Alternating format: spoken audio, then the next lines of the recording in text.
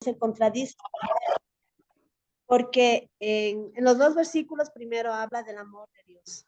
En Génesis habla del amor de Dios a la humanidad, que por eso es que él sentía tanto dolor por lo que la humanidad hacía y no seguía sus preceptos. Y en Números 23 igual es tanto el amor de Dios que él no se arrepiente de sus promesas, porque lo que él dice, él lo mantiene y lo mantendrá por la eternidad. Y dentro de sus promesas tenemos lo que es bendición, lo que es vida eterna, sanidad, libertad y todo lo bueno que Dios trae con eso, la fe, el amor, todo eso. Entonces, en ninguno de los dos versículos se contradice. Más bien, el uno se complementa con el otro. Esa es una buena hermenéutica, excelente. Yo, si con esto, si el resto no lo entendieron, con esto yo me voy satisfecho, me puedo ir al cielo. Excelente, excelente, porque esa es la idea que hace la hermenéutica, nos ayuda a entender y comprender. La escritura en sí misma no se contradice, esa es una premisa. Entonces, si nosotros aparentemente vemos una contradicción, o nos dicen, no, la Biblia se contradice, nosotros tenemos que ser defensores, aunque la Biblia se defiende por sí misma, pero nosotros tenemos que, ¿qué dice el apóstol a Timoteo? Tenemos que saber trazar bien la palabra. Y cuando habla de trazar no es rayarla, sino argumentar, conocer, y por ese conocimiento podemos argumentar bíblicamente nuestras posiciones como cristianos evangélicos. Excelente. Listo, pastor, podemos empezar. Ya, ¿puedo compartir pantalla? Sí, pastor, ya puede compartir. ¿Hasta qué hora tenemos? ¿Hasta las 12? Hasta las 12. Hasta ya, las 12. Hasta las 12:10 porque nos pasamos bien.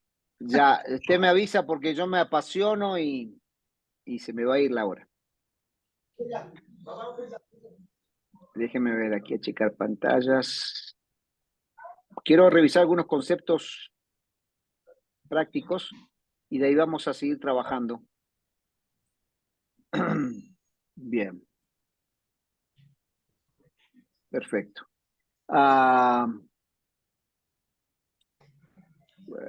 Déjenme ver aquí. Ok. Esto ya lo hemos hablado. Esto lo hemos hablado. Tenemos una aplicación práctica, por ejemplo, Deuteronomio 6, del 1 al 9. La manera de honrar la palabra de Dios es obedeciéndola y pregonándola. Esdras 7:10 revela el propósito y aplicación de la escritura.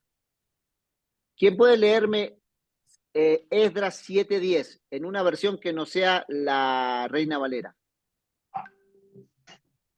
Puede ser NBI, traducción lenguaje actual. ¿Alguien me puede leer?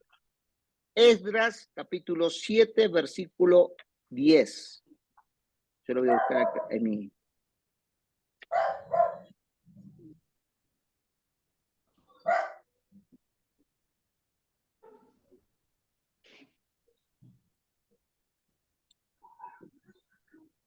Si ya lo tiene, o lo leo yo, porque no escucho a nadie.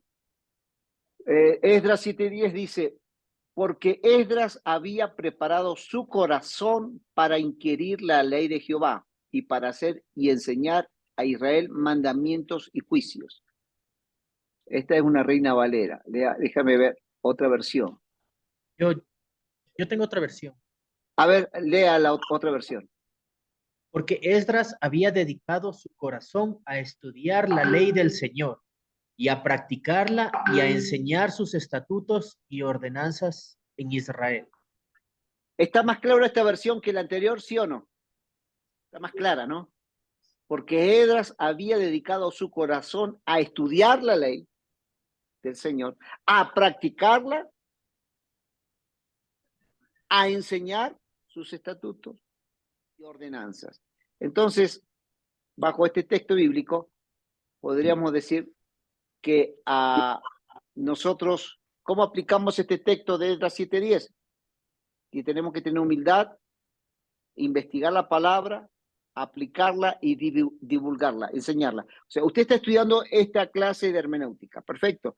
Usted lo aplica a su vida pero de esa manera con humildad le enseña a otros, aunque no tome el curso, o motiva a que otros tomen el curso, para poder tener una idea mucho más amplia de cómo abordar las escrituras.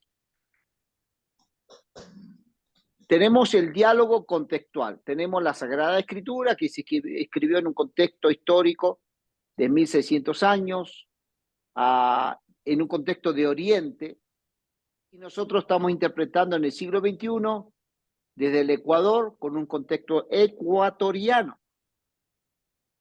Por ejemplo, si yo le digo, ayer me encontré con estoy tratando de recordar unas expresiones. Ayer me encontré con un chabón y lo hice pomada. ¿Alguien me puede interpretar lo que acabo de decir?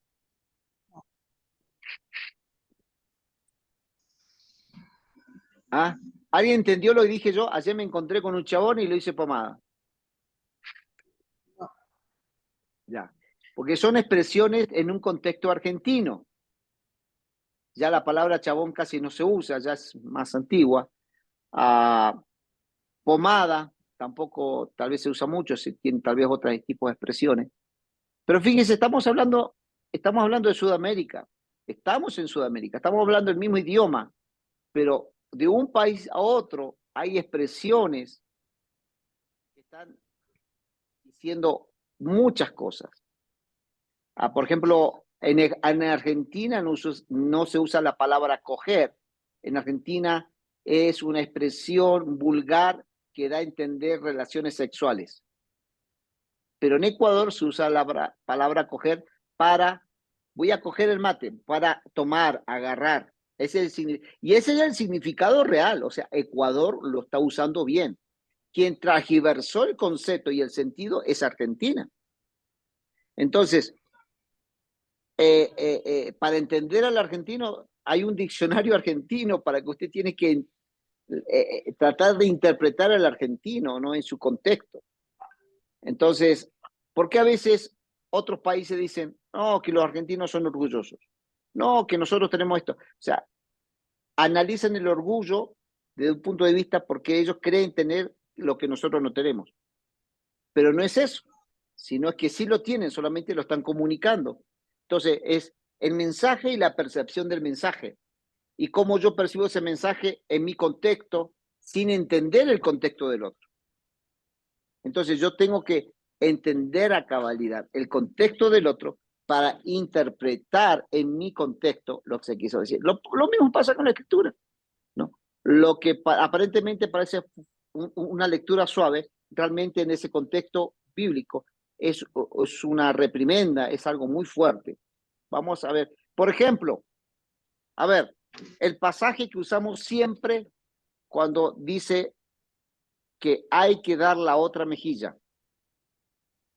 ¿Cómo lo interpretan ustedes?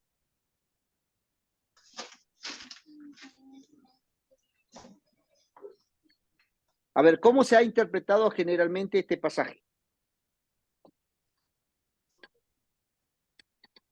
Aquí dice que hay que aguantar otro golpe. Hay que aguantar otro golpe. Esa es la interpretación normal, ¿no?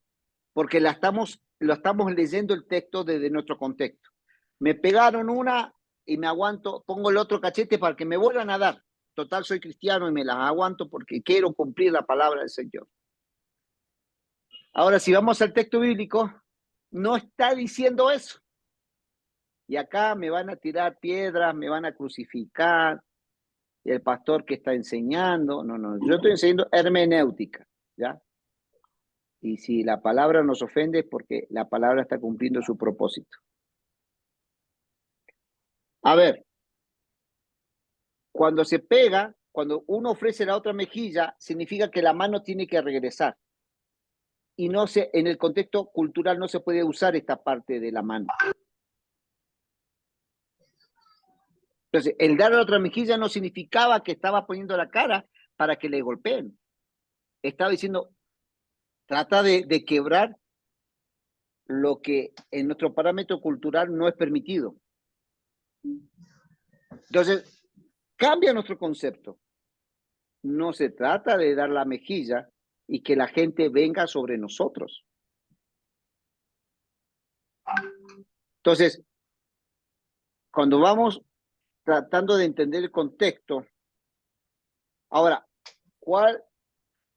entendiendo bien el contexto, nosotros tenemos que extraer el principio de ese contexto a nuestra realidad, y eso se llama aplicación del texto. ¿Sí? Ok. Mateo ¿Perdón? 5:39, Lucas 6:29, los versículos que hablan de esto. Mateo 5, 5:39. léalo, hermano. A ver, Mateo 5:39. Pero ahora yo les digo, no te pongas en contra de una persona mala.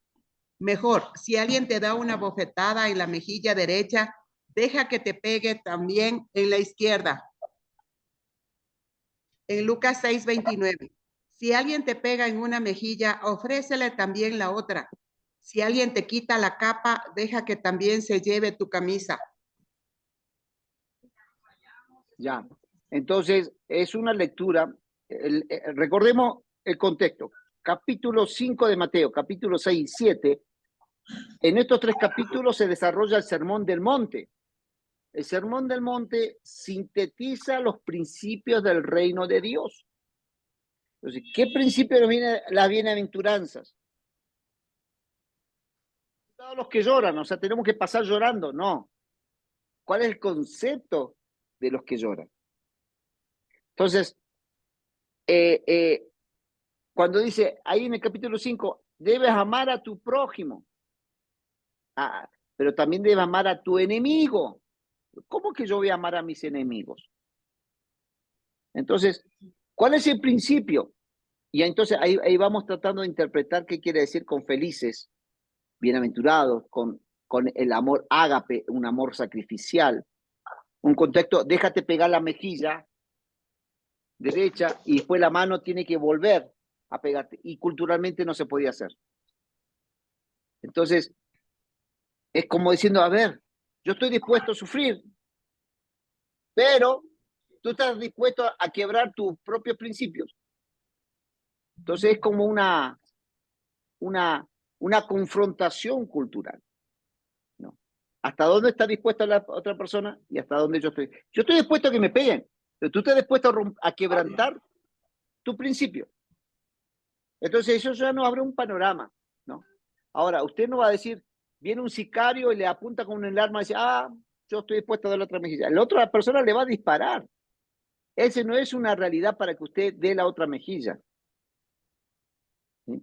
Entonces, la realidad para dar la otra mejilla es, si el gobierno me está prohibiendo predicar, yo voy a desobedecer al gobierno con las consecuencias que sean, voy a poner la otra mejilla con tal de no desobedecer la palabra.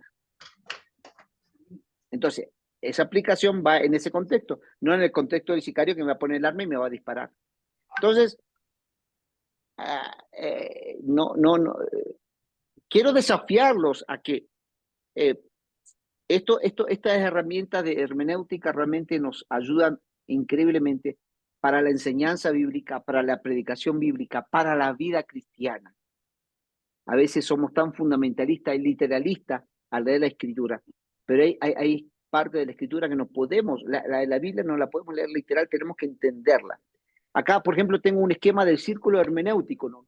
Ya lo hablamos, cosmovisión, mi forma de ver, yo cómo interpreto. No es lo mismo interpretar la fe en el contexto de América Latina que interpretar la fe en Estados Unidos. Son dos realidades socioeconómicas totalmente diferentes.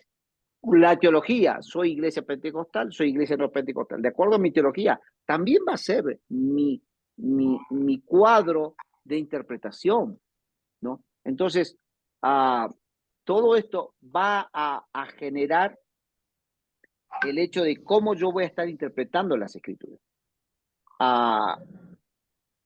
Yo le dije que lean el tema de las figuras retóricas. No me voy a detener a esto. Solamente tengo aquí el tema de las figuras retóricas. Cómo encontrar el símil, la metáfora. Se supone que esto ya lo han leído y revisado y estudiado. ¿Por qué les pedí que lean? Porque de esta manera nosotros con estas figuras nosotros podemos interpretar, sea, una hipérbole no podemos ser literal. Si tu ojo es ocasión de caer, quítatelo. No, o sea, no puedo ser literal. Le empezamos a decir, váyase a sacar el ojo porque tu ojo te hizo pecar. No. Si, hipérbole significa la exageración de una verdad para enfatizar una verdad, ¿no? Una enseñanza. Entonces, tenemos que entender que todas estas figuras retóricas están en las escrituras y tenemos que identificarlas e interpretarlas de acuerdo al significado de estas figuras retóricas. Son varias, yo las tengo aquí en la lámina, y es interesante conocerlas como para cuando vayamos a hacer un abordaje sepamos hacer de manera correcta. Por ejemplo, la parábola. Hay algo que yo escucho muchas veces. Hay gente que en una parábola va al detalle y trata de encontrar una enseñanza en los detalles. No, no necesariamente cada detalle de la parábola tiene que ser interpretada. Por ejemplo, una figura retórica, ¿cuál sería la figura retórica cuando la Biblia nos habla del pastor, el buen pastor que da su vida por las ovejas, usando la figura del pastoreo? ¿Qué figura retórica usamos acá? Le voy pasando para ver si se dan cuenta. ¿Será fábula, enigma, tipo, metonimia, alegoría, diatriba, hipérbole, ironía, antropomorfismo, expresión idiomática, eufemismo, metáfora, simil, personificación, prosopopeya? O sea, ¿qué sería el Salmo 23? Hay una comparación de la vida pastoril como la comparación de cómo Dios nos pastorea a nosotros. Hay una comparación, una metáfora, ¿sí? Ahí. Ahora, estudiamos lo que es la vida pastoril y Jesús lo toma más adelante, ¿no? Cuando dice, yo soy la puerta, ¿no? En la vida pastoril, el pastor se sentaba y el pastor mismo era la puerta. Entonces hay que entender los conceptos de la vida pastoril para entender lo que nos estás diciendo, ¿no? Mis ovejas me conocen, y literalmente el beduino de aquella época le ponía nombre a cada oveja y cada oveja respondía a la voz de su pastor. Entonces no había problema si 3 pastores ponían todas las ovejas en un corral y un pastor salía más temprano que el otro, iban a seguirle las ovejas que eran de su redil. No iba a ir ni menos ni más. Conocían la voz del pastor. Entonces, no nos podemos poner por ejemplo, hay una mala hermenéutica que yo he escuchado hace muchos años, que el pastor le quiebra las piernas a la oveja rebelde. Dice el concepto bíblico. ¿Quién escuchó eso? Yo lo he escuchado en Argentina. No sé si eso se enseña o se predica aquí en Ecuador.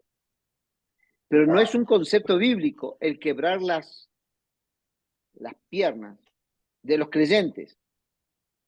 Cuando queremos sacarle el jugo a todo esto y lo tratamos de interpretar. No, tenemos que reconocer la figura literaria e interpretar el concepto que se quiere transmitir. No podemos agregar ni más ni menos, ¿no? Pero si un pastor le quiebra las piernas a una oveja porque es rebelde, de carne y hueso, no puede a los miembros de una iglesia lastimarlos para protegerlos. No condice con la tarea pastoral. Entonces, sí me doy a entender, mis hermanos, no podemos buscar y escarbar, sacarle, no forcemos la escritura, veamos lo que tiene la escritura para decirnos y dejemos allí esa interpretación. Déjenme avanzar. Figuras retóricas como el lenguaje, proverbios, acróstico. Por ejemplo, el Salmo 119 es un acróstico. Paradoja. Géneros literarios, profecía, ley, poesía, historia, sabiduría, evangelio, epístola, apocalíptica, narración, etc. Entonces tenemos que entender en estos géneros, la historia es la historia no se puede cambiar. Sabiduría, o sea, ¿qué enseñanza, qué principio de vida nos puede dar Eclesiastés, Job, Proverbios? Evangelios tiene que ver con esa buena noticia. Epístolas son cartas. Género apocalíptico, Daniel, Ezequiel, Apocalipsis, ¿no? De lo que viene en el futuro. Narración son los evangelios, el libro de Hechos, que tiene que ver con la historia, los libros históricos. Entonces tenemos que entender qué estamos leyendo y ponernos en ese contexto. Reglas de interpretación. La premisa, por lo que dijo nuestra hermana María de Lourdes, un espíritu de discípulo humilde y dejarnos guiar por el Espíritu Santo. Regla fundamental, la Biblia es su propia intérprete. La Escritura explica a la Escritura, Juan 5:39, y yo lo puse en rojo. Jamás busque respuesta fuera de las Escrituras. Un ex miembro una vez me vino y dice, pastor, tiene que leer este libro. Un libro que no está en la Biblia, es un libro, y que ahí están todas las respuestas. Le digo, mire, todas las respuestas están en la Biblia, le dije. Lo puedo leer como una información adicional, pero no es que es la revelación.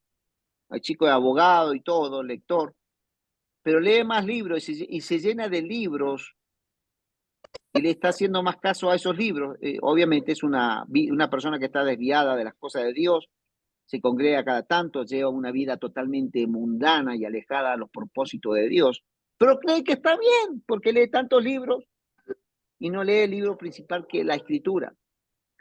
Entonces, lamentablemente hay gente así, ¿no?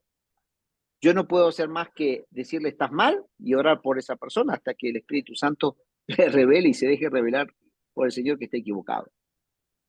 Es necesario averiguar y determinar cuál es el sentido usual y ordinario del texto. O sea, principio hermenéutico. Lo que dice ahí lo está diciendo para ese contexto, para ese momento histórico y para la gente que le rodea. Ese es un principio hermenéutico. O sea, no le tratemos de poner a la Escritura lo que no dice. Entonces, entendamos esa realidad y veamos qué principio revela a nuestra cultura y a nuestro contexto. Segundo, es preciso tomar las palabras en el sentido que indica el conjunto de la frase. O sea, leamos todo el versículo, leamos todo el pasaje, el ejercicio que se acaba de hacer, que fue muy bueno. Tercero, es necesario tomar las palabras en el sentido que indica el contexto, a saber, los versículos que proceden y siguen al texto en el estudio.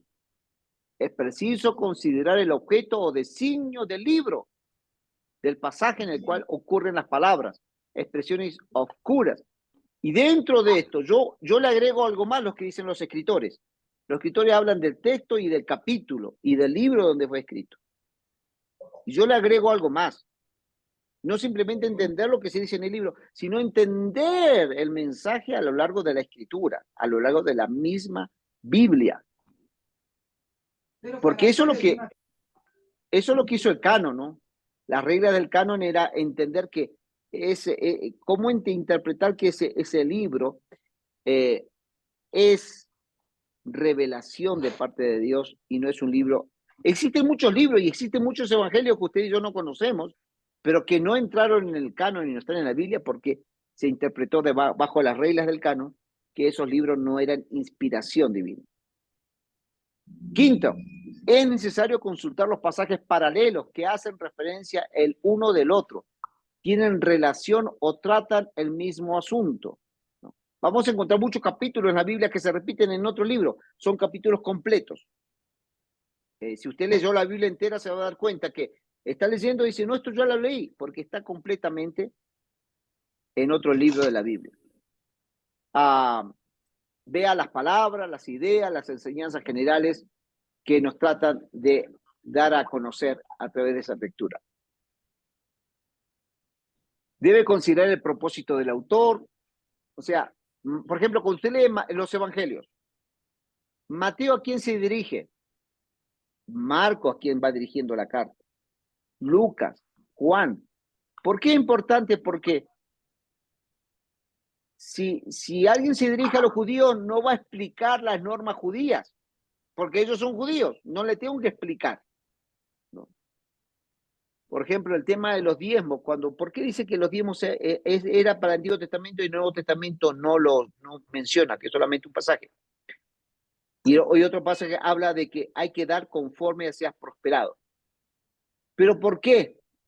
Una regla hermenéutica me dice que no se recalca lo que ya se sabe.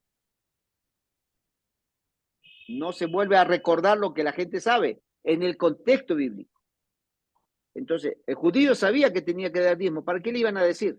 Ya se lo enseñó en el Antiguo Testamento, ya en el Nuevo Testamento, a esa altura de la vida, ellos sabían que tenían que diezmar. Entonces, dicen, no, que el Nuevo Testamento no afirma el diezmo. No va a afirmarlo porque los escritos están en un contexto donde todo era de conocimiento público y de práctica pública el tema del diezmo, ¿no? Entonces, y hay gente, hay evangélicos que están en contra del diezmo. Hay gente que habla que el pastor tiene que irse a trabajar y no es levita y que no tiene que vivir de la iglesia, sino darle todo a los pobres. Habla desde su propia cosmovisión sin entender los conceptos bíblicos, ¿sí? Considere el aspecto de revelación progresiva. Dios se va revelando, esto lo estoy acentuando porque es importante entenderlo. No puedo quedarme con un texto del Antiguo Testamento sin verlo con los lentes del Nuevo Testamento para interpretar. Siempre se debe armonizar con todas las escrituras, no hay un solo error. Descubra cuál es el género literario, considere la gramática del texto original. Nunca olvide enfatizar en el contexto histórico-cultural. ¿Cuál es el énfasis en esa cultura? Recuerde que la escritura tiene ciertos cordones de oro que cruzan todo el texto bíblico sin perderse nunca. Ejemplo, la historia de la redención del hombre, vida, mensaje y obra de Jesús como al Mesías. Aún en el Antiguo Testamento, aunque Jesús aparece en el Nuevo Testamento, en el Antiguo Testamento encontramos mucho sobre Jesús, mucho sobre el Mesías. El asunto es descubrir que ese texto está hablando del Mesías y no de la iglesia. Yo he escuchado a veces que se ha predicado textos que están enfáticamente dándole el rol al Mesías, a Jesucristo, y algunos lo predican como que fuera el rol de la iglesia. No, es el rol de Jesucristo. Y si es el rol de Jesucristo, desde ese rol, ¿yo qué debo hacer y qué debo obedecer? Sería la interpretación. No asumir el rol que el profeta está hablando en función del Mesías, que es Jesucristo. Parábolas. Tenemos que leer las parábolas, determinar cuál es la verdad principal que enseña, enfocarnos en los rasgos principales. No se detengan los detalles. No siempre los detalles no van a quedar una enseñanza. Todo apunta a una verdad, a la verdad que se quiere enseñar a través de la parábola. Recuerde que la parábola sirve para ilustrar una doctrina, no para producirla. Nos ilustra una doctrina, pero no para producir una nueva doctrina, una nueva didaché, en griego, didaché, que es enseñanza. Y de la doctrina sale el dogma. Proverbios nos enseña promesas, doctrinas, sin principios para la vida, sino principios para la vida, perdón. No enseña promesas o doctrinas, sino principios para la vida. Contiene muchas figuras del lenguaje identificándolas. Enfatizan leyes naturales, cosecha, siembra. Hace una clara distinción entre conocimiento. Hay alguien que tiene un perrito y que le estoy escuchando. No sé quién tiene el micrófono abierto. Ya, gracias. Hace una clara distinción entre conocimiento, entendimiento y sabiduría. Conocimiento igual a contenido, observación. Entendimiento igual a comprensión, interpretación. Y sabiduría igual a vivencia, aplicación, ¿no? Entonces, esto es lo que hace Proverbios. Nos trae conocimiento, observamos ese conocimiento, un entendimiento, interpretamos lo que quiere decir el texto Y la sabiduría tiene que ver con la aplicación que me sirve a mí para mi vida personal. Es literatura sapiensal, por lo tanto, no se debe interpretar literalmente. No se puede interpretar literalmente. La poesía examina el lenguaje figurativo y el paralelismo para determinar el sentido. La poesía hebrea hace rima de ideas, conceptos, pensamientos e imágenes. Trata siempre de determinar cómo la línea 2 impacta la línea 1, Proverbio 9:8. Usualmente la segunda línea dice algo acerca de la primera línea. O sea, hay pasajes así, ¿no? Que vuelven a repetir la idea, pero tratando de explicar lo que se dijo anteriormente de otra forma.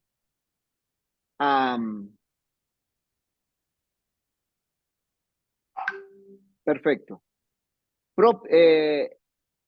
Por ejemplo, no se, la literatura apocalíptica no se puede interpretar literalmente.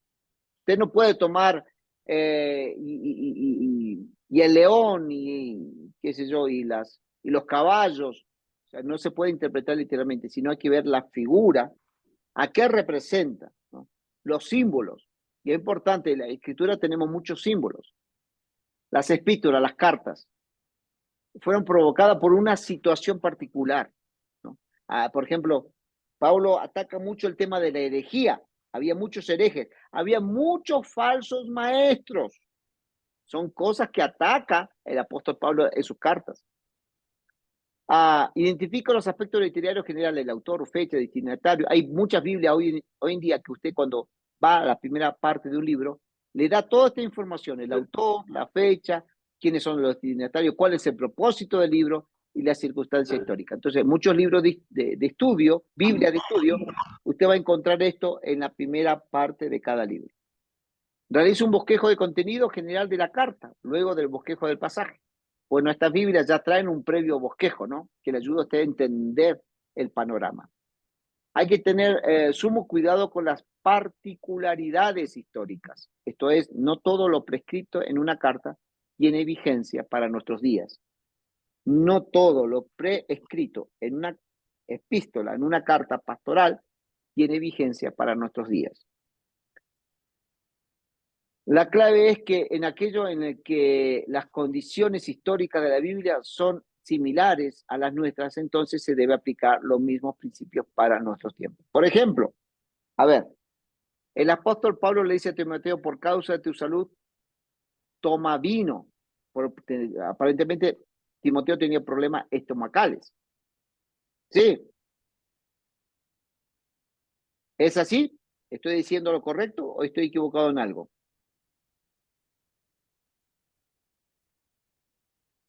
¿Aló? Está bien, correcto. ¿Estoy correcto? Sí. Ya. Ahora, la interpretación, le decimos a los hermanos que tienen problemas de estómago que tomen vino.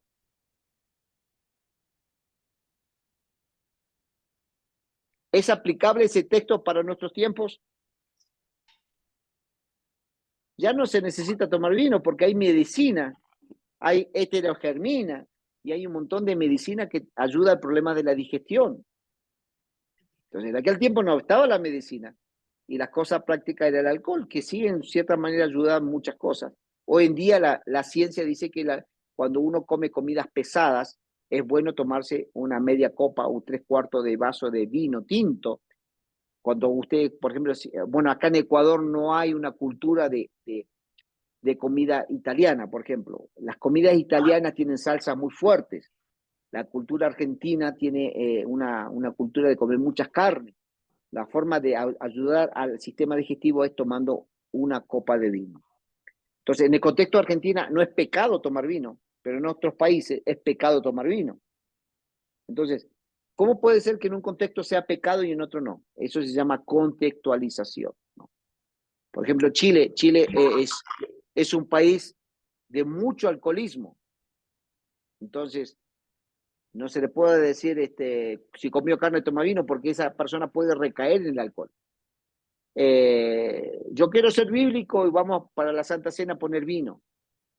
No, porque eso puedo perjudicar a una persona que salió del alcoholismo. Entonces es preferible un jugo de uva. No porque el vino en sí sea malo o sea pecado, sino que yo tengo que pensar en los débiles de la fe para que no vuelvan a recaer. Entonces, tenemos que ver qué es aplicable y cómo lo aplicamos a nuestro contexto.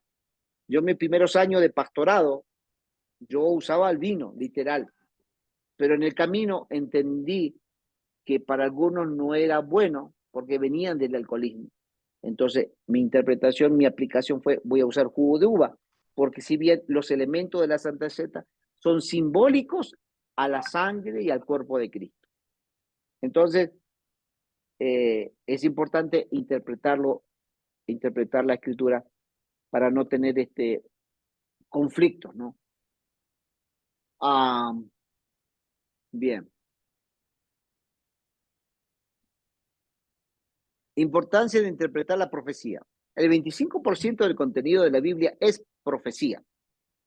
Demuestra la fidelidad, la soberanía y el poder sobrenatural de Dios.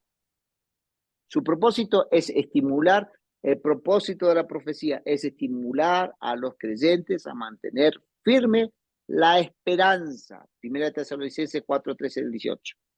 Motiva a los creyentes a vivir piadosamente y manifiesta el plan y los propósitos eternos de Dios. O sea que una profecía, el que enseña la palabra es parte de la profecía, porque la profecía es enseñanza, es mostrar. Entonces, lo que estamos haciendo acá es profético, ¿no? Si usted hace una denuncia contra el pecado, eso es voz profética. Y están aquellos profetas que Dios les revela algo. Pero separemos revelación de adivinación, que son dos cosas totalmente diferentes. En Argentina, un tiempo, no sé si sigue esa onda, todo el mundo, llega un profeta tal conocido y todo el mundo va a buscar al profeta que le dé una palabra profética. Y es lastimoso ver a una iglesia que está buscando que le digan su futuro, cuando yo tengo que regirme a la palabra de Dios. Yo tengo que estar centrado en la palabra de Dios. Y si Dios da de hablarme, me va a hablar a través de otra persona. Pero lo que me diga esa persona tiene que estar encuadrado en la escritura. No puede ser algo disparatado. Si yo soy un alfabeto, me viene un profeta y me dice, vas a hablar 10 idiomas y vas a ir a una cultura intelectual a predicar la palabra. Eso no es una profecía, porque si soy analfabeto, ni sé ni leer, y como de la noche a la mañana voy a hablar 10 idiomas. Si me he crecido en mi vida sin estudiar, y de la noche a la mañana me voy a volver estudioso. Entonces, se dan cuenta que a veces algunos profetas hacen negocio, lamentablemente, con la iglesia, pero no son profetas verdaderos. Entonces tenemos que aprender a discernir a través del Espíritu Santo los espíritus, pero entender qué significa la profecía en un contexto bíblico. Las características especiales de la profecía bíblica es corsa, que es un término más italiano, ¿no? El profeta del Antiguo Testamento o achica o pone de manera sintética, o al escritor del Nuevo Testamento no eran conscientes de que dos eventos podían estar separados por muchos años.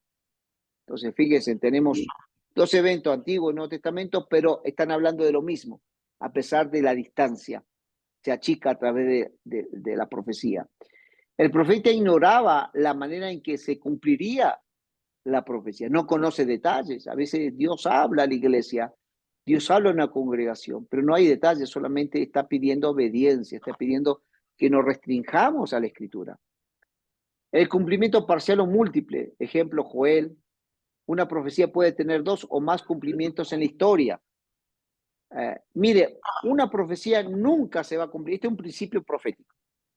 Si Dios le va a decir, alguno de nosotros dice, te voy a usar en las misiones, yo no me voy a cruzar de brazos, y no, Dios me dijo que me va a usar en las misiones, así que yo estoy esperando el momento de Dios para que Dios me lleve a las misiones transculturales.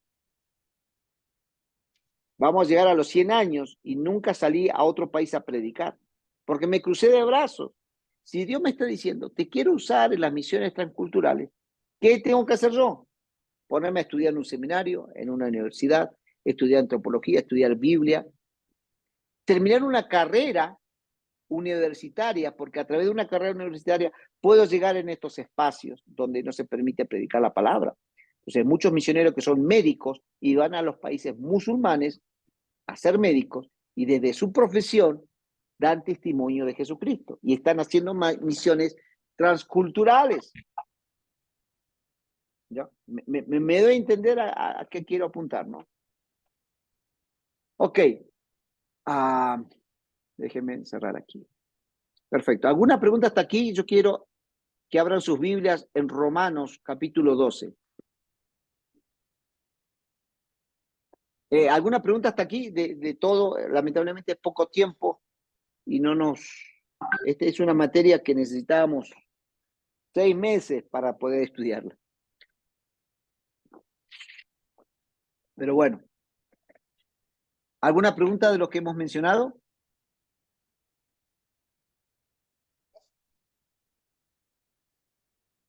¿Aló? ¿Nadie tiene pregunta? ¿Alguien tiene pregunta? No. Nadie tiene pregunta. Ya, perfecto. Abran su Biblia en el capítulo 12 de Romanos. Ya. Yo le voy a hacer un esbozo rápido para llegar al capítulo 12 y tratar de hacer una hermenéutica del capítulo 12. El contexto histórico de la carta de Romanos. Tenemos el apóstol Pablo, quien está escribiendo. Ahora, el apóstol Pablo usa el nombre greco-romano al iniciar el ministerio con los gentiles. Pablo viene de una familia judía de la diáspora.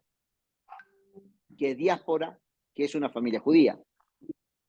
De la ciudad de Tarso, donde nació aproximadamente a inicios, y lo vemos en el libro de Hechos, capítulo 21.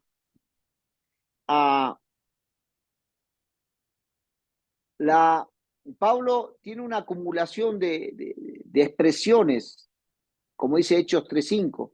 Circuncidado al 8º día, miembro del pueblo de Israel y el linaje de Benjamín, hebreo de nacimiento y fariseo según la ley. ¿Qué está diciendo aquí el apóstol Pablo?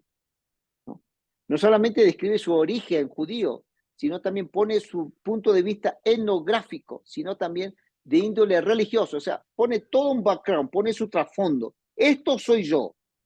Soy judío, pero soy pegado a la ley como fariseo. Entonces, soy ciudadano romano. O sea está poniendo todo sobre la mesa. ¿Quién es él? Es hijo de un fariseo, hereda su ciudadanía romana, ¿no? En Hechos capítulo 16. La epístola de Romanos tiene un contenido que está constituido por la más extensa de las epístolas que el apóstol Pablo escribió. Seguramente fue redactado por los años 58 después de Cristo, en la antigua ciudad griega de Corinto, ¿no? ¿Qué más le puedo decir sobre en el contexto de la carta a los romanos? Pablo inicia su carta con un saludo y una acción de gracias y presenta el tema principal de la epístola, el evangelio, que es una fuerza de Dios para la salvación de todo el que cree. Entonces, está centrado ahí, pero ahí desarrolla todo un abordaje teológico el libro de Romanos. Explicaba que el mundo necesita la salvación, pero la culpa y el pecado son universales. Y ni siquiera el conocimiento y la obediencia a la ley.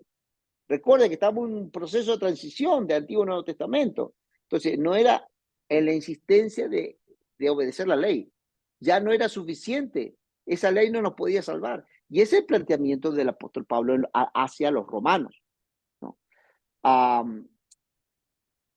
Entonces, vamos entendiendo ese contexto.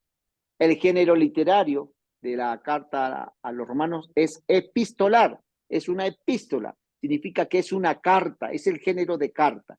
donde Pablo trata con un discurso directo y dinámico, formado por el uso del griego en un tono digno y evita las expresiones familiares. Fíjense que es más profundo que otras cartas. Otras cartas, cuando hablamos de términos familiares, ¿y cómo anda tu primo? ¿Cómo está la abuela? ¿Todo bien? No usa ese lenguaje tan familiar. Ya se dirige de una manera mucho más formal, guardando ciertos protocolos. El estilo se puede definir como efusivo, vivo, dominio, elocuencia, lenguaje rápido, incisivo, siendo muy enfático, ¿no? La diatriba es un método de exposición doctrinal en forma de discusión. ¿Qué es diatriba? Te tienen que entenderlo porque ya lo han estudiado. Entonces, este es el formato del libro de Romanos. El contexto histórico. La iglesia de Roma estaba donde era dirigida esta epístola, no pudo decir por quién había sido fundada. De hecho, no se conoce, pero existe una tradición de parte del primer obispo de la iglesia de Roma que atribuye la fundación al apóstol Pedro a la iglesia. La iglesia de Roma fue fundada por el apóstol Pedro. Es la tradición. Entonces, ahí entendemos el tema de la iglesia católica. Si se dan cuenta, vamos hilando conceptos, vamos hilando historia. Al fin del reinado de Nerón, y habría sufrido allí el martirio al mismo tiempo que Pablo, el apóstol Pedro. Entonces, hay que entender toda la realidad social, la realidad política, la realidad desde una perspectiva antropológica, sociológica. ¿Qué estaba pasando en ese momento? ¿Cuáles eran las expectativas de esa sociedad? ¿Cuáles eran los desafíos de esa sociedad? ¿Cuál era el problema económico? Si es que lo había. ¿Cuáles eran las proyecciones del líder? Si era de expansión o sostener o achicar o negociar. O sea, todo eso, porque eso nos va a permitir entender algunos párrafos o razones por qué se dice lo que se dice, entendiendo el contexto en el momento que se está diciendo. Entonces, bien, por falta de tiempo voy adelantándome. Vamos al contexto literario, vamos a la parte literaria, al capítulo. A ver, ¿quién me puede leer capítulo 12 de Romanos y versículo 1 y 2? En una versión, léame en la versión Valera y después léame en otra versión.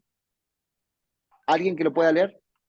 Así que, hermanos, os ruego por la misericordia de Dios, presentéis vuestro cuerpo en sacrificio vivo, santo, agradable a Dios, que es vuestro culto racional. No os conforméis a este siglo, sino transformaos por medio de la renovación de vuestro entendimiento, para que comprobáis cuál sea la buena voluntad de Dios, agradable y perfecta. Muy bien, perfecto. Ese ya lo conocemos en memoria, la Reina Valera. Ahora, otra versión. A ver, otra versión de Biblia. ¿Qué versión me pueden leer?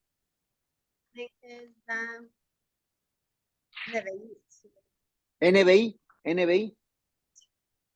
Dice, por lo tanto, hermanos, tomando en cuenta la misericordia de Dios, les ruego que cada uno de ustedes, en adoración espiritual, ofrezca su cuerpo como sacrificio vivo, santo y agradable a Dios.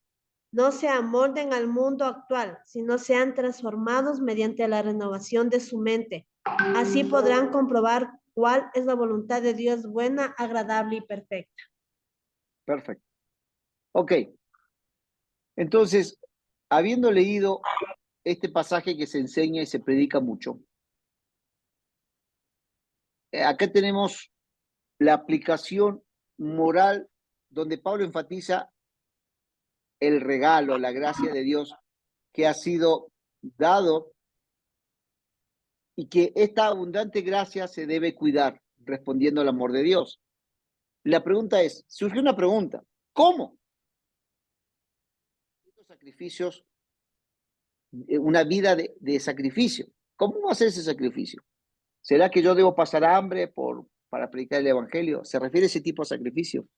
Entonces, cuando vamos a hacer una exégesis, vemos que en el griego se está usando el concepto del sacrificio del Antiguo Testamento, en este versículo. Entonces, el autor está tomando la idea del Antiguo Testamento, del sacrificio donde se mataban animales y se hacían diferentes sacrificios a Jehová. Ahora, ya no es necesario porque el Cordero en la cruz, Jesucristo, hizo el sacrificio por todos. Entonces ya no es necesario sacrificar animales. Pero, usando esa idea en el contexto que él se está dirigiendo, él ahora ya está pidiendo un sacrificio, que nuestras vidas sean un sacrificio vivo. ¿En qué sentido tiene que haber un sacrificio vivo en los creyentes de hoy? Hay un sistema ético implícito en Romanos capítulo 12, versículo 1. Y vayamos al tema, que el apóstol Pablo nos invita a tener un culto razonable. En otras versiones de Biblia dice culto inteligente. Ahora, ¿cuántos de los que están conectados son pentecostales? La pregunta es si hay algún pentecostal entre nosotros. Yo pregunto esto porque los pentecostales tenemos tendencia a dar soltura al Espíritu, que el Espíritu nos guíe, y que yo no me preparé porque el Espíritu me va a guiar, ¿no? O sea, la tendencia fundamentalista pentecostal. Yo soy pentecostal, pero yo preparo los sermones, yo estudio de forma sistemática. Por ejemplo, estoy trabajando hasta diciembre, 31 de diciembre, viendo el tema de sermones, cómo va a encajar de acuerdo al tiempo, la época y qué mensaje necesita la iglesia. Y el Espíritu Santo me guía a través del estudio cómo yo voy a preparar esa serie de sermones. Pero cuando dice en Romanos 12:1, culto racional, culto inteligente, significa que yo tengo que ser intencional en lo que estoy haciendo para Dios. Mi adoración tiene que ser intencional. Entonces, por ejemplo, si el primer domingo del mes tengo Santa Cena, voy a predicar sobre el sacrificio del Señor, entonces significa que los cánticos tienen que hablar de la gracia del Señor. Los cánticos tienen que hablar sobre la gracia y el favor de Dios. Entonces, un culto racional, un culto inteligente es que yo voy a ser intencional, desde que inicio el culto hasta que termino el culto, dando bajo un hilo conductor, decir lo mismo, desde la oración, desde la participación, desde los cánticos y de sermón. Todo, la liturgia se vuelve un culto racional, inteligente. Yo estoy siendo intencional en dejar un mensaje claro a la audiencia. Entonces, este pasaje de Pablo a los romanos me está empujando a que tengo que dejarme guiar por el Espíritu Santo, pero prepararme bajo esta guía del Espíritu Santo, poder llevar algo con entendimiento, con claridad a la audiencia. ¿Alguna pregunta hasta aquí? ¿Alguna pregunta hasta aquí? Mi hermana Lourdes, usted me avisa, usted había dicho hasta las 12:10 o 12:20. Creo que 12. Era 12. ¿Ah? Creo que era 12:10, sí, pero 2 minutitos más, démonos. 2 minutitos más, ya, perfecto. Entonces, el tema del culto razonable tiene que ver con una cosa de conciencia de vida, de moral y un buen juicio, medido no por mi forma de pensar o de ver las cosas, medido de acuerdo a la palabra de Dios. El culto racional se refiere a la oposición del creyente frente a este mundo que se caracteriza por no tener una ética divina. Porque fíjense que versículo 2 que dice que no tenemos que acomodarnos a las nuevas tendencias de este mundo, a la moda de este mundo. Si el creyente recibió esta misericordia de tener una obligación de tener un buen comportamiento, una buena actitud, una buena conducta. ¿Cómo le va, señorita? ¿Cómo está? ¿Cómo le va? ¿No ves que Ahí. vino mi hijo? No, Ah, no viene. no. Hermana María de Lourdes, ¿hay alguien que está saludando a los parientes ahí? Yo. ¿Hay algún estudiante que Se saludan. no veo yo las pantallas? No estoy viendo las pantallas. Ahí estamos bien. Ya está. Ya. Ok. Yo pensé que, yo como que escuché que alguien me estaba invitando a almorzar, pero no sé si fui yo. Ya. Entonces, si el creyente recibió esta misericordia de tener la obligación de tener un buen comportamiento y demostrarlo a través de sus hechos, de sus actitudes, de su comportamiento, frente a la sociedad de Roma y hoy frente a la sociedad del siglo XXI. Son versos que nos hablan más adelante. Entonces, es un desafío para la iglesia de hoy. No simplemente tener un culto, sino no acomodarnos. Si hay una ideología que va en contra de la familia, que va en contra, a favor del aborto, que viene con una ideología de género, yo no puedo estar a favor de eso. Yo tengo que poner mi posición clara, decir, yo estoy en contra de eso. Entonces, bueno, queda mucho tema y mucha tela que cortar solamente analizando Romanos capítulo 12, 1 y 2. Pero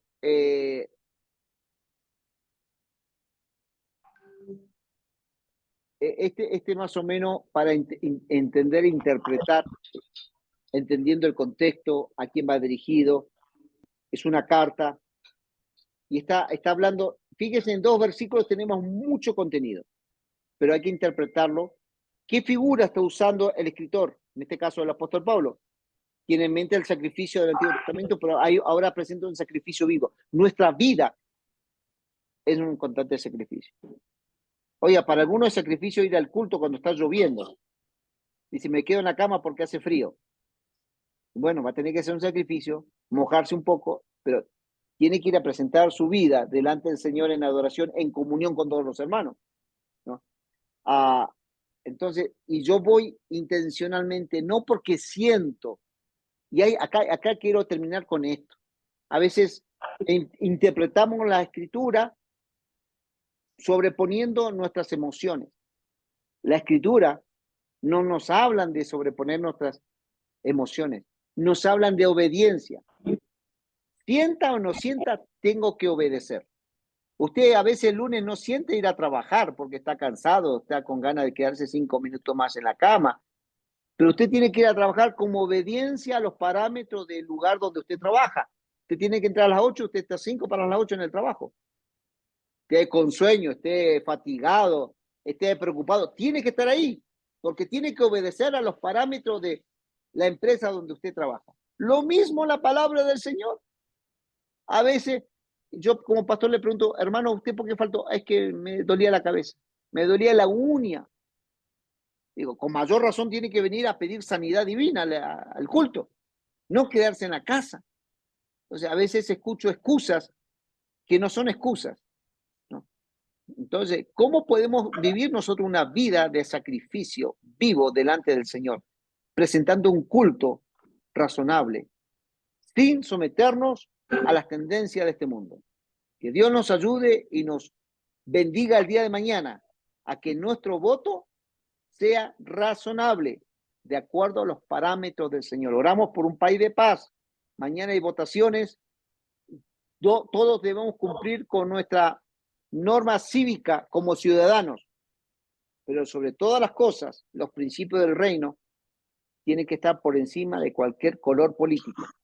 Y tenemos que buscar el que más se acerca y se asemeja a lo que son los principios del Señor. Gracias, mi hermana María Lourdes, y le estaré entregando las preguntas. ¿Cuántas preguntas? Yo puedo hacer 50 si quiere, pero ¿cuántas preguntas puedo hacer en el examen? Es justamente los compañeros están preguntando esto, que cómo va a ser el examen, que sobre qué temas va a tratar el examen. El examen es sencillo, va a ser un repaso de lo que leyeron en el libro. Yo me voy a sujetar al libro de lectura, porque yo en mi contenido de lámina usé diferentes autores, ¿no? Hay cosas que no están en el libro que ustedes tienen como lectura.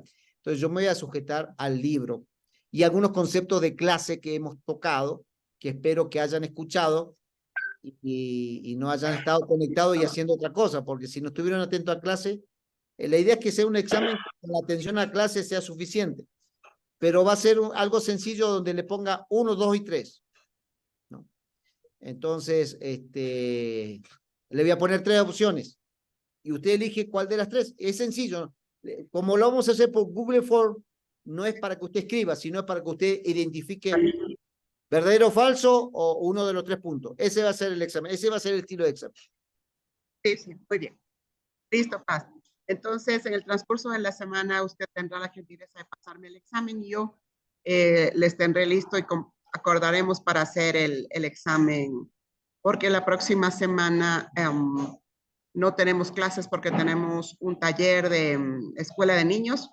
Ya. Y entonces tendremos que tomar el examen de pronto viernes en la noche o algo así. Perfecto. Entonces, Mi hermana, ¿cuántas preguntas? Yo creería unas 20 por lo menos para que cada pregunta de 1 al 10. ¿Ah? unas 20 está bien. Creo que Ya, sí. perfecto. Entonces, mis queridos hermanos, muchísimas gracias por estar aquí. Muchísimas gracias, pastor, por su dedicación, por su formalidad para trabajar con nosotros. Le agradezco muchísimo. Dios le bendiga. Bendiciones con todos. Bendiciones. Hasta luego. Gracias, están diciendo los hermanos por acá. Dios le bendiga. Listo. A ver, mis hermanos queridos, vamos a tener unos 10, 15 minutitos para, 15 minutos para tomar una agüita porque estamos en ayuno, ¿cierto? Y luego volvemos. Nos mandaremos otro link para para conectarnos. Vamos a empezar a trabajar un poco el tema de la tesis que es necesario para graduarse y ahí iremos tomando algunas ideas. Entonces, les espero unos 15 minutitos, por favor. Un abracito, ya nos hablamos.